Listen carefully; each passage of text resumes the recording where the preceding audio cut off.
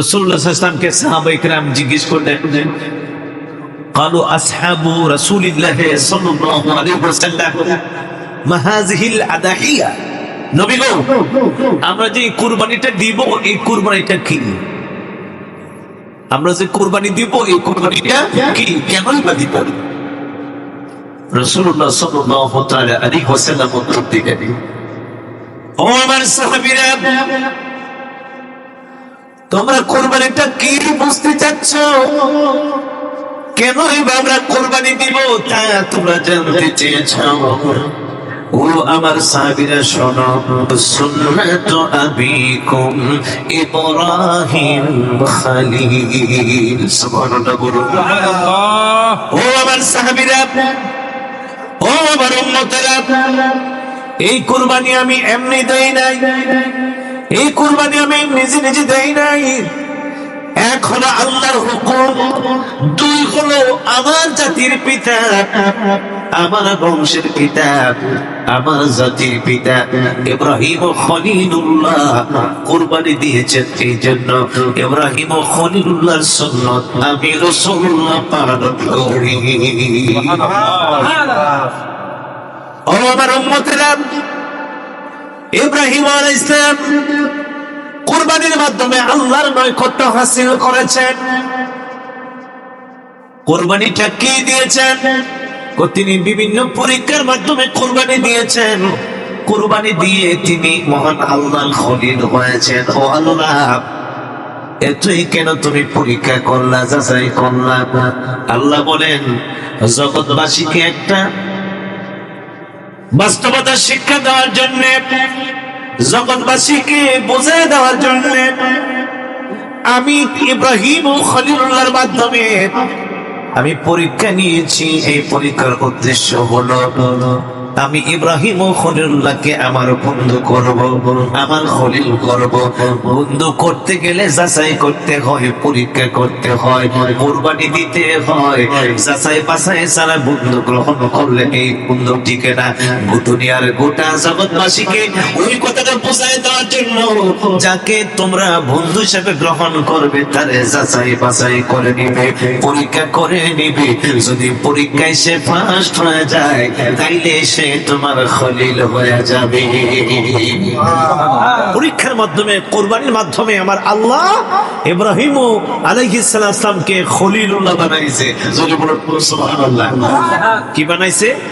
খলিলুল্লাহ। খলিলুল্লাহ অর্থ কি? আল্লাহর বন্ধু। ইব্রাহিম খলিলুল্লাহকে আমার আল্লাহ যাচাই শুরু করে দিলেন, বাছাই শুরু করে দিলেন। ইব্রাহিম, তুমি যখন খলিল হবে আমি তোমাকে খলিল হিসাবে গ্রহণ করব। প্রথম নম্বর, ইব্রাহিম রে, তুমি তোমার দেশ ত্যাগ করতে হবে। কুরবানির আরেকটা অর্থ হলো কি? ত্যাগ করা। আরে ইব্রাহিম, তুমি তোমার এলাকায় থাকতে পারবে না, তুমি তোমার গ্রামে থাকতে পারবে না, তুমি তোমার দেশে থাকতে পারবে না। তোমার ভাই ব্রাদার, বাবা মা, আত্মীয় স্বজন সবাইকে ছেড়ে নির্জনে তোমাকে থাকতে হবে। ইব্রাহিম খলিলুল্লাহ নির্জনে থাকার জন্য নির্বাচন করলেন আরবের মরুর এলাকা হেজাজের মধ্যে, খানায়ে কাবার সামনে পাহাড়ি অঞ্চল, বালু পাথরের দেশে ইব্রাহিম খলিলুল্লাহ নির্বাচন করলেন সেই জায়গায় তিনি অবস্থান করবেন। ইব্রাহিম খলিলুল্লাহ তার দেশ ত্যাগ করে মক্কা নগরীতে হাজির। সুবহানাল্লাহ। তিনি তার পরিবার বিবি হাজরাকে সঙ্গে নিয়ে, সন্তান ইসমাইলকে সঙ্গে নিয়ে যখন মক্কায় আসলেন, আমার আল্লাহ বলেন, ইব্রাহিম রে, আরেকটা পরীক্ষা করতে আমার মনে চাই। ও ইব্রাহিম, তুমি তোমার বিবিকে বেশি ভালোবাসো নাকি আমার আল্লাহকে তুমি বেশি ভালোবাসো? ও ইব্রাহিম, এই পরীক্ষাটা আমার করতে মনে চাই। ইব্রাহিম রে, ও ইব্রাহিম, তুমি যখন এবার মক্কায় চলে আসছো, আমার হুকুম, তুমি তোমার বিবির সঙ্গে থাকতে পারবে না। বিবি ছেড়ে তোমাকে অন্য পথে থাকতে হবে, অন্য পথে যাইতে হবে। ইব্রাহিম বললেন, আল্লাহ এতে যদি তুমি খুশি হও, এতে যদি তুমি সন্তুষ্ট হও, আমি আমার বিবি ছেড়ে দিলাম, বিবি ছেড়ে আমি আমার জায়গা মতো চলে গেলাম, একা একা আমি থাকবো। ইব্রাহিম খলিলুল্লাহ চলে যায়। নবী যেমন তার বিবিও সেই রকম। বিবি হাজেরা পিছন দিক থেকে ডাকেন, ওগো ইব্রাহিম, আপনি আমাদেরকে নির্জন এলাকায় রেখে গেলেন, যেখানে মানুষ নাই, যেখানে কোনো খাবার নাই, যেখানে কোনো পানীয় পর্যন্ত নাই। ওগো ইব্রাহিম, আমার একটা শিশু বাচ্চাকে দিয়ে আপনি আমাকে এই জায়গায় রেখে আপনি চলে যাচ্ছেন। ইব্রাহিম, ও ইব্রাহিম, কেমন করে আমরা থাকবো, কি আমরা খাইবো, কেমন করে আমি আমার এই বাচ্চা নিয়ে থাকবো? ইব্রাহিম ও খলিলুল্লাহ পিছনের দিকে তাকায় না, বিবির ডাক শোনেন না। বিবি হাজেরা ডাক দেয়া কয়, ইব্রাহিম, ও ইব্রাহিম, এটাই কি তোমার আল্লাহর হুকুম? ইব্রাহিম ও খলিলুল্লাহ মাথা নাড়া দিয়ে বোঝায়, বিবি রে, এটাই আমার আল্লাহর হুকুম, তোমাদের সঙ্গে থাকার সুযোগ আর আমার নাই। নবী যেই রকম, বিবিও সেই রকম। আমাদের বিবিরা কত চিৎকার মারলো, একা একই নির্জনে, খানা নাই, পিনা নাই, মানুষ নাই, জনবসতি নাই, কেমনে আমি থাকবো? আমার এইখানে রেখা তুমি চলে যাও। কিন্তু না, বিবি হাজেরা বলে, ও ইব্রাহিম, যদি তোমার আল্লাহর হুকুম হয়ে থাকে, যিনি তোমার মালিক তিনি আমারও মালিক, যিনি তোমাকে রিজিক দিবে তিনি আমাকেও রিজিক দিবে, আল্লাহর হুকুম যদি হয়ে থাকে, তুমি ইব্রাহিম চলে যাও, আমি বিবি হাজেরার কোনো চিন্তা নাই। সুবহানাল্লাহ। নিশ্চয় তোমার আল্লাহ তোমাকে পরীক্ষা করে। ইব্রাহিম মাথা নাড়াইয়া বলেন, বিবি রে, ও বিবি, নিশ্চয় আমার আল্লাহ পরীক্ষা করেন, এই পরীক্ষায় আমাকে ফার্স্ট হওয়ার সুযোগ দাও। ইব্রাহিম ও খলিলুল্লাহ বিবি হাজেরা আর ইসমাইলকে মক্কায় রেখে তিনি চলে গেলেন। বেশ কিছুদিন পরে, প্রায় 8-10 বছর পরে আবার আল্লাহ হুকুম দিলেন, ইব্রাহিম, তুমি যে মক্কা নগরীতে তোমার বিবি আর তোমার সন্তানকে রাখলা না, এবার তুমি তাদের কাছে যাও, যাইয়া দেখো তাদের অবস্থা কেমন। আবার আল্লাহর হুকুম পাইলেন, মক্কায় চলে আসলেন। মক্কায় এসে দেখে বিবি হাজেরা যে এলাকায় বিবি হাজেরা এবং ইসমাইলকে কেন্দ্র করে আশেপাশে অনেক মানুষ, অনেক বাড়িঘর হয়ে গেল। ইব্রাহিম ও খলিলুল্লাহর মনটা বড় খুশি, কেমন করে এত মানুষ তোমাদের কাছে পাইলাম, কেমন করে এত মানুষ তোমাদের কাছে আসলো। বিবি এবার কাহিনী বলল, ওগো ইব্রাহিম, আপনি যখন আমাদেরকে ছেড়ে চলে গেলেন, আর এই সময় আমাদের কোনো খাবার নাই, খানা পিনা নাই, আমার শিশু ছেলে ইসমাইল পানির জন্য কাতর হয়ে গেল, ডাইনে পানি নাই, বামে পানি নাই, সামনে পানি নাই, পিছনে পানি নাই। আমি হাজেরা বিভিন্ন জায়গায় ছোটাছুটি করলাম, কোথাও যায় পানি পাইলাম না। হঠাৎ করে নজর করে দেখি খানায় খাবার পাশে দক্ষিণ কোনায় একটি ছোট্ট পাহাড়, ওই পাহাড়ের নাম হলো সাফা। সাফা পাহাড়ের উপরে পানি দেখা যায়। তোমরা সেখানে গেলাম, যাইয়া দেখি পানি নাই, পানি নাই, মরিচিকা। সুবহানাল্লাহ। সাফা পাহাড় থেকে মারোয়ার দিকে নজর করলাম, ওই মারোয়া পাহাড়ে পানি দেখা যায়। আরেকবার দূর দিলাম আমি সেই মারোয়া পাহাড়ে, গিয়ে দেখি সেখানেও পানি নাই, মরিচিকা। আবার মারোয়া থেকে যখন সাফার দিকে তাকাইলাম, সাফার দিকে তাকায় দেখি সেইখানে পানির মতো জিপমিং করতেছে। দৌড়ায় আবার সাফাতে চলে আসলাম, এসে দেখি পানি নাই, সেখানেও মরিচিকা। সুবহানাল্লাহ। রেল লাইনের উপরে যখন আপনি যাবেন, রেল সড়কের উপরে অথবা পিচ জানা কোনো পাথরের দিকে যখন তাকাবেন, দুপুরবেলা ধোয়া দা করা রৌদ্রের মধ্যে, দেখবেন যেন রেল সড়কের উপরে পানি জমা আছে, পানির মতো চিকচিক চিকচিক করে। দেখতে পানির মতো মনে হয়, এটা কিন্তু পানি না, এটার নাম হলো মরিচিকা। মনে হয় পানি, আসলে কি নয়, পানি নয়, পানির মতো মনে হয় বিদায় এটা বলা হয় মরিচিকা।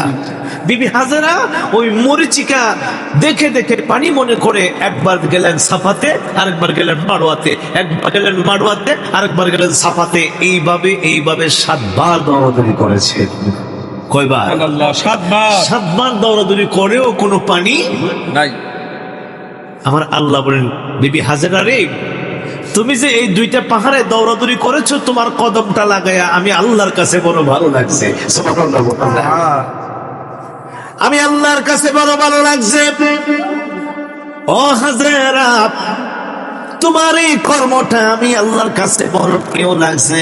এখন আমি আল্লাহ তোমার এই স্মৃতিটা কিয়ামত পর্যন্ত জমিনে আমি জারি রেখে দিব।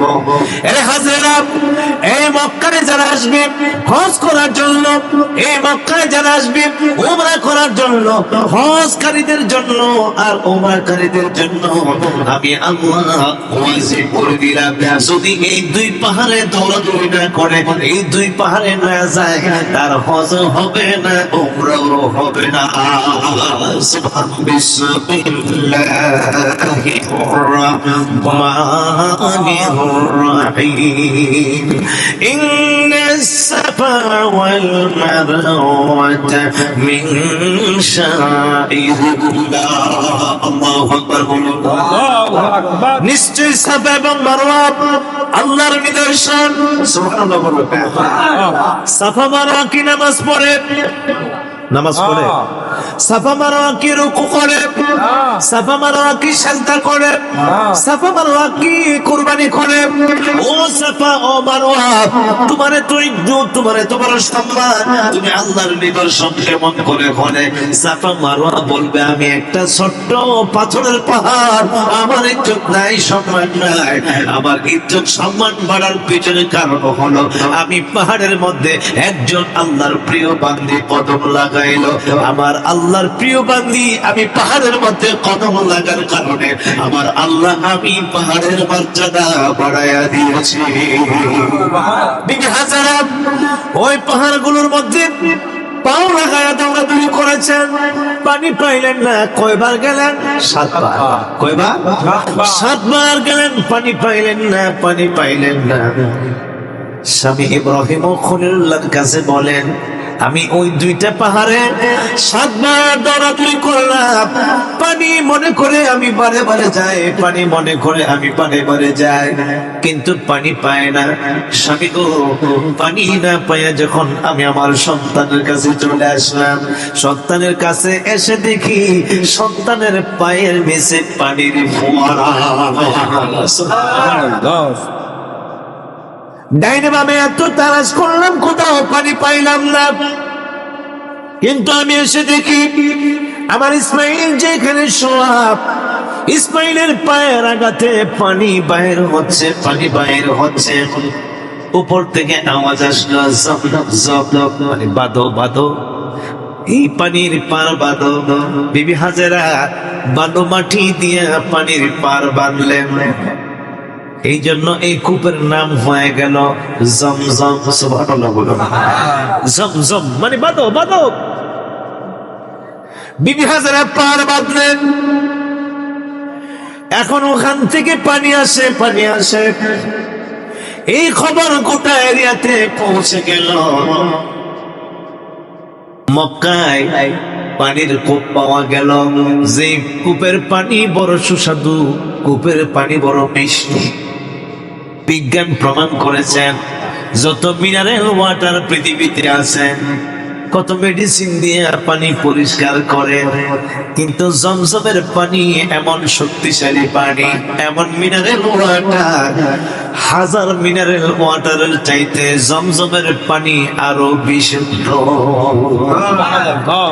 লক্ষ লক্ষ হাজি এখন মক্কায় আছে, প্রত্যেকটা হাজি জমজমের পানি পান করবে এবং আসার সময় সমস্ত হাজিরা একটা করে প্যাকেট পানি নিয়ে আসে। সারা দুনিয়াও যদি পানির অভাব পড়ে, এই মক্কা নগরীতে পানির কোনো অভাব পড়বে না। কেন? সেই জায়গায় কি আছে? জমজম। এটা কার হুকুমে হয়েছে? যখন কার হুকুমে? বিবি হাজারা বলেন, এই পানির সন্ধান যখন লোকেরা পাইলো, আমি ছিলাম একা।